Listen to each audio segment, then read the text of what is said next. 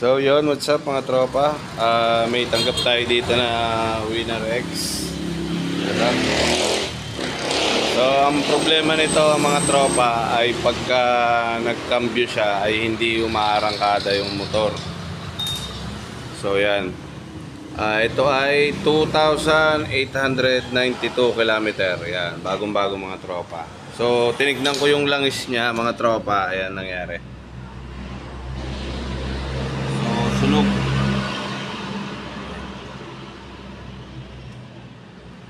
Sunog na sunog mga tropa yung langis. So anong nangyari dito, pati yung clutch lining niya ay nasunog na.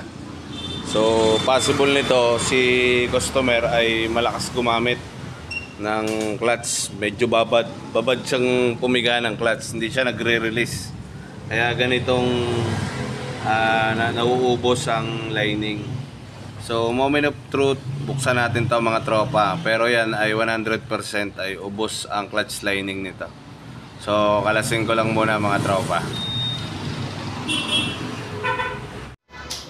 So ito mga tropa, so kinalas ko na yung ating clutch cover nandito. Bale ang naging tama talaga niya ay lining mga tropa. Ayan. So kita naman, ayan o, may kayat pa ng mga dumi ng lining. Ito mga tropa, gaspang. So kakalasin ko yung clutch lining niya para makita nyo ng buo. Ayan. So ito, napakadumi niya.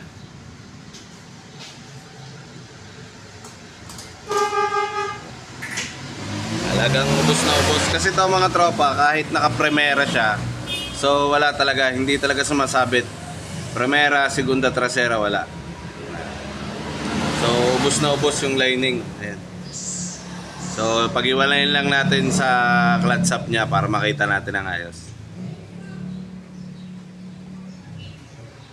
So ito na mga tropa, yung ating Winner X. Nakalas ko na yung clutch housing niya mga tropa. Bale, grabe ang naging sira nito. Ito yung clutch lining niya mga tropa. Ayan. So ito yung kabilang side niya. Dito ka. Tapos dito naman yung kabilang side mga tropa. Ayan. So naubos to. Ayan. Ayan naman. Ayan. Tapos dito yung kabila. So nadamay din dito mga tropa. Ayan. Gusto din yung mga lining niya. So kasi ito, isa sa issue ng Winner X to.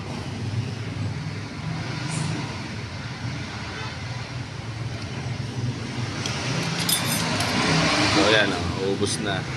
Tapos yung pinaka-clutch sub niya mga tropa, itong masakit nito, nadamay rin to. So wala naman tayo agad mabibila nito. So order pa ito. Ito mga tropa yan.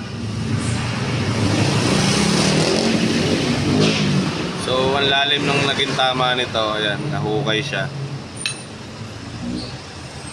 Nahukay na to paikot.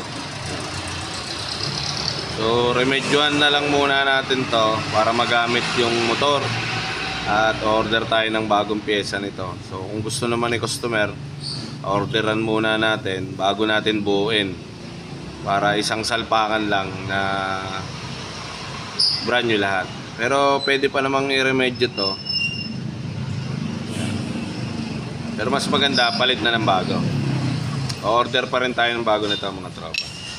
So yan.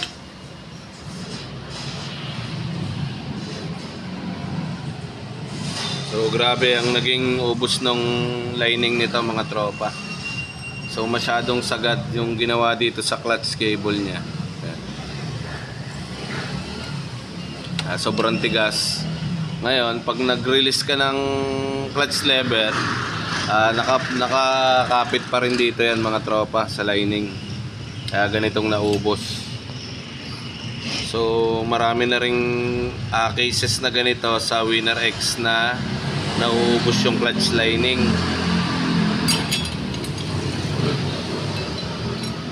So yun lang mga tropa. Sa ngayon magtitingin tayo ng clutch lining nito kung may available na. At kung wala naman, so may kapares naman to.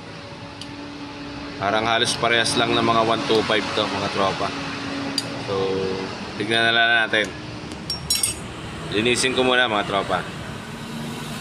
So, ito mga tropa ay nalinis ko na yung paglalagay natin ng housing natin, yung clutch housing. Okay na rin, malinis na lahat. So, ito mga tropa yung tinamaan sa gilid. So, ito ay re-referent lang muna natin ng liha. Tapos mga tropa, ang ilalagay ko na clutch lining ay original na pang TMX 125. Ayan. So doon sa mga nagtatanong kung ano ba yung kasukat na clutch lining, ito mga tropa, pang TMX 125 to. So ito yung tinanggal natin na clutch lining. Ayan. Tapos ito yung bago na pang TMX. So ayan, parehas siya. So isa lang siya mga tropa. So original na yung kakabit natin na lining na pang TMX. So wala tayong cellphone holder. So bubuuin ko muna mga tropa. Balikan ko kayo pag naisalpak ko na yung clutch housing niya.